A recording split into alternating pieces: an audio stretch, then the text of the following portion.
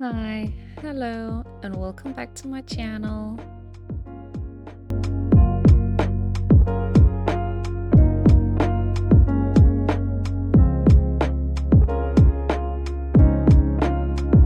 So today I will be giving the Landgraabs in Sunset Valley the makeover I think they deserve.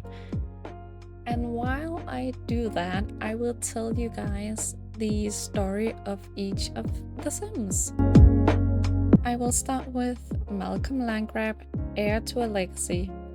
In the sunlit hills of Sunset Valley, where the ocean meets wealth and ambitions, one name stood taller than the rest: Landgraab. For generations, the Landgraab family had been known for their power, wealth, and spotless reputation. Behind their manicured lawns and golden plagues, however, not everything was as polished as it seems. Born into the legacy was Malcom Landgraab, the only child of Geoffrey and Nancy Landgraab. From the moment he entered the world, expectations were already waiting for him like a stiffly tailored suit. Nancy, a cold and calculating businesswoman, saw Malcom as a future mogul, a reflection of the empire she and her ancestors had crafted.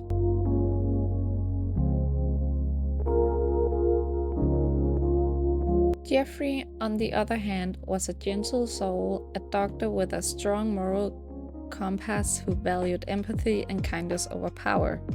The opposing views made Malcolm's upbringing tense and confusing. As a child, Malcom lived in a mansion that felt more like a museum than a home. He had access to everything: private tutors, high-end toys, travel, but rarely experienced the warmth of family dinners or bedtime stories. His mother drilled him into the importance of status and ambitions, while his father encouraged kindness and personal integrity. Caught between two worlds, Malcom became a bit of an outsider of his own life. He excelled in school and had a sharp mind, but he often questioned the motives behind his family's vast fortune. He would sneak away from business galas to read in the garden or playing quietly with the neighborhood kids who didn't care about his names or bank accounts. As he grew older, Malcom started to see cracks in the Landgraab legacy.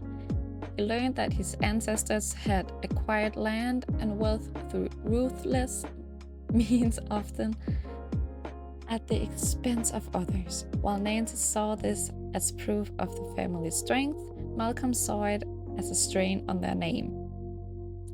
In his teens, he began to rebel, not through loud acts but quiet defiance.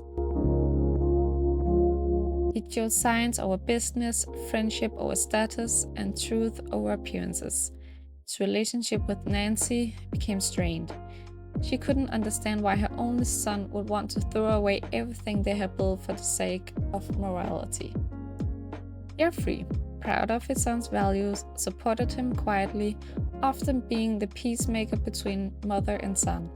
But Geoffrey knew that the Landgraab name was like gravity, pulling Malcom back into the family orbit no matter how hard he tried to escape it. Malcom's journey is one of conflict and choice. He is the heir, but also a young man with his own dreams, whether he chooses to reform the Landgraab empire from the inside, walk away to forge a new path, or fall into the same patterns of control and power. It's a decision that lies ahead. But one thing is certain: Malcom Landgraab is not just a name, he is a boy becoming a man, trying to make peace between legacy and identity. The true story of Geoffrey Landgraab, the man who chose the name. Geoffrey didn't start his life as a Landgraab. He was born into a modest middle-class family with a quiet name and even quieter expectations. His life was steady, predictable. He was a good student and calm spirit, someone you could count on. He didn't dream of wealth or fame. He dreamed of helping people, of a meaningful work, of maybe someday becoming a respected doctor. But when Geoffrey met Nancy, everything changed.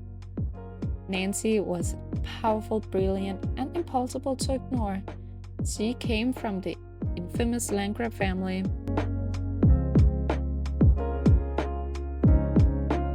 A dynasty known for their wealth, control, and ruthlessness. She walked into every room like she already owned it, and most of the time, she did. Their relationship began like a business negotiation, structured, efficient, a clash of ambitions and values. Geoffrey admired her drive, even if it intimidated him. Nancy saw potential in him, not just as a partner, but as someone who could elevate her public image. A doctor with a good heart and a spotless record that will play well in the press. The marriage was strategic, at least for Nancy, but Geoffrey agreed he loved her, or he thought he did. And there was something about the Landgraab name that seduced him. Legacy, status, power. Maybe he thought with Nancy's fire and his empathy, they could become something better together. So when they married, Geoffrey changed his last name to hers. He chose the Landgraab legacy even though he wasn't born into it. At first, Geoffrey believed he could keep his identity intact. He wore the name like a badge, not realizing it would slowly reshape him. His life became split between his work as a doctor, where he was respected and trusted, and his life at home, where expectations of prestige, business etiquette, and power plays loomed over dinner. Then came Malcolm, their only child. Geoffrey wanted to raise Malcolm to be thoughtful, independent, and kind. But Nancy had other plans: structure, discipline, preparation. She began grooming him for leadership before he could ride a bike. Geoffrey tried to balance her intensity with softness, but it often made him feel more like a shadow than a parent. He sometimes wondered if taking the Landgraab name was a mistake. Because no matter how hard he tried to live by his own values, the name came with weight. Expectations that didn't bend easily, even for good men. The Landgraab world was about legacy, not love, control, not compassion, and slowly Geoffrey realized he hadn't just married into the Landgraabs, he'd become one. Now, as he watches Malcolm grow into a teenager with questions in his eyes and pressure on his shoulders, Geoffrey finds himself torn. He still believes in kindness. He still believes in doing the right thing. But he's no longer sure where the real Geoffrey ends and where the Landgraab version of him begins. From Nancy's point of view, everyone assumed Geoffrey married up, that he was lucky, that he should be thankful. And Nancy knew they weren't wrong. He hadn't been born into legacy. Geoffrey's name came from modest means, from a world of reasonable expectations and quiet dinners. He didn't know the weight of a reputation built over generations, didn't understand how many things could be bought with the right name and how many more could be lost without it. Geoffrey believed in kindness, in helping people, in doing the right thing, even when no one was looking. Nancy believed in winning. Still, when she met him, something made her pause. He didn't flinch when she spoke her mind. He didn't try to outmaneuver her or impress her with wealth he didn't have. He looked at her like she was a person, not a headline, not a power play. That was rare. Rarer than she liked to admit. She let him in. But when she was clear from the beginning, this wasn't just a relationship. This was a merger. And if he was going to be part of her world, he was going to wear her name. There will be no compromise. The Landgraab name wasn't something to share. It was something to take on. Geoffrey didn't argue. He took it without question. That Nancy thought told her everything. He wanted the status, maybe not for ego, maybe for what he thought he could do with it. But he wanted it just the same. And the thing about Geoffrey was that he always believed he could stay himself, no matter the name, no matter the weight. He didn't see how easily the Landgraab legacy could swallow a person whole. At first, Nancy thought they might balance each other. His empathy, her ambitions, his grounding, her fire. Sometimes, in rare moments, they did. But more often, Nancy noticed the way he watched her, especially with Malcolm. There was judgment in his eyes, quiet, gentle, but real. He thought she was too strict, too cold, too concerned with shaping Malcolm for the world instead of letting him enjoy it. But Geoffrey didn't understand what being a Landgraab meant. It wasn't about luxury, it was about expectations. The family name came with sharp edges, and softness didn't survive sharpness. You didn't just raise a Landgraab, you sculpted one. Precision, purpose, and power. And yet, sometimes late at night, she watched Geoffrey with their son, listening, laughing, gently steadying the boy's world, and she wondered. Maybe she married Geoffrey to fix something in herself, or maybe just to remind herself there was still something human underneath the armor she'd worn since childhood. Geoffrey made people feel safe and still believed the world could be kind.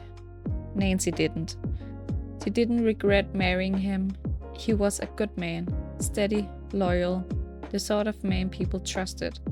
But sometimes she could feel it. That part of him still wanted to save her, to soften her, to prove that not everything needed to be calculated. He did not understand she didn't want to be saved. She wanted to be respected. She wanted to win. She wanted to survive. And in the end, he carried her name, not the other way around. So you can say, like, the Landgraabs, it's such a huge legacy to like put on yourself. Like he wanted to keep her status of wealth, and knowing that about them, it's, I don't want to say the relationship is toxic, but it does give toxic vibes, not gonna lie.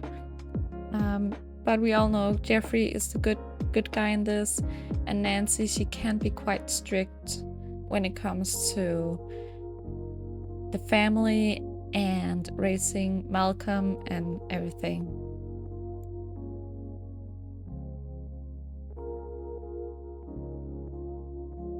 The story about Nancy Landgraab.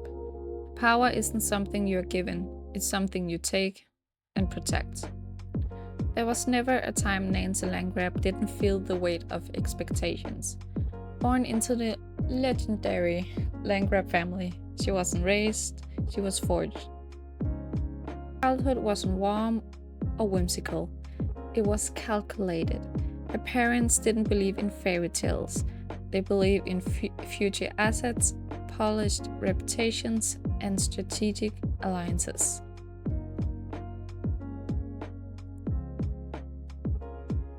Nancy wasn't their daughter in the traditional sense. She was their legacy in the making. By the time she could spell her own name, Nancy already understood what it meant to carry the Landgraab name: dominance, prestige, control. She learned not just how to speak, but how to speak with intent. to listen not for meaning, but for leverage. Emotions were distractions, vulnerability was weakness. She was taught to lead, not to follow, to conquer, not to compromise.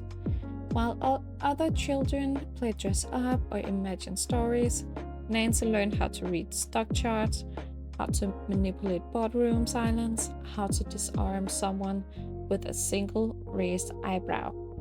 Her tutors weren't just educators, they were handpicked specialists in finance, laws, and international diplomacy. The world was windowless and full of mirrors. Yet, somewhere deep inside, Nancy did long to be seen, not as an heir, not as a symbol, but as a person. No one ever looked at her that way. Not her parents, not the press, not the people who circled at her high society galas. They admired her, yes, feared her even, but they didn't know her. That desire, truly to be seen, quietly buried itself under layers of elegance, ruthlessness, and diamond-hard composure. By her early 20s, Nancy had already made a name for herself, separate from her family. She wasn't writing the Landgraab legacy, she was expanding it. While her father was still making deals the old-fashioned way, Nancy was mastering loopholes, lobbying influence, and whispering her way into global markets. She became known as a force of nature, a woman who could win with or without charm, who walked into any negotiation already 10 steps ahead. Many underestimated her because of her beauty. That made the win all the sweeter. But success, as you know too well, is lonely, and that's when Geoffrey appeared. He wasn't like the men she'd known grown up. He didn't come for wealth or power. He was kind, sincere, even idealistic.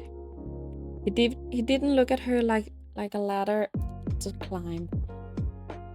He looked at her like a person, and for a moment Nancy let herself believe that she could have both, love and legacy. They married. She insisted to take her name. It wasn't about ego, it was about identity.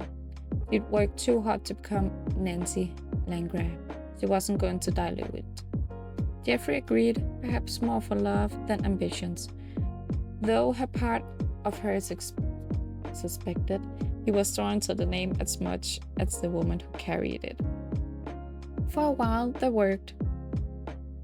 Respected his gentleness, even if she didn't understand it, and he admired her strength, though sometimes made him feel small. They raised Malcolm, and Nancy immediately began preparing him for what was coming. Because if there was one thing she knew for certain, it was that the world doesn't go easy on the unprepared. She pushed Malcolm hard. Geoffrey softened him, and though they disagreed, often in private, Nancy never let it show. Love, like power, was a chess game, measured, protected. People called Nancy cold, ruthless, ambitious, and they weren't wrong. But what they never saw was the pressure behind the precision, the sleepless nights spent reviewing contracts, the guarded silence she kept when Geoffrey would question her parenting, the weight she felt every time Malcolm looked at her with uncertainty. She didn't know how to be warm, she knew how to be successful, and in her world, the greatest gift a mother could offer, security, fearlessness, power. If Malcolm hated her for it someday, at least he would be strong enough to survive without her. Nancy didn't cry, not in public, not even in private. The last time she cried was the night she signed her first major deal without her father's help. Not out of sadness, but relief. Because in that moment, she knew she wasn't living under the Landgraab name. She had become its architect. Now in her 40s, Nancy Landgraab walked through Sunset Valley like a storm in heels. She is a senior executive at Peace Corroborated Towers, quietly influencing everything from real estate to politics. Her smile is practiced, her handshake is firm, her calendar is airtight. To some, she was a role model, to others, a threat. To Geoffrey, she was still a mystery. And to herself, Nancy wasn't entirely sure. She's not the girl she was. She's not just a woman she was raised to be. She is something else, something in between. She often watches Malcolm from the hallway when he doesn't notice, wonders if he'll thank her someday or resent her forever. And sometimes she catches a glimpse of Geoffrey, smiling that soft, steady smile, and feels a pull of something she's trained herself to resist. The desire to just be Nancy, not a Landgraab. But when the phone rings, a deal needs closing. A competitor needs outmaneuvering, and the moment passes. Because Nancy Landgraab doesn't pause, she builds, she wins, she lasts. And at that, she tells us herself, it's love in the only language she ever truly known.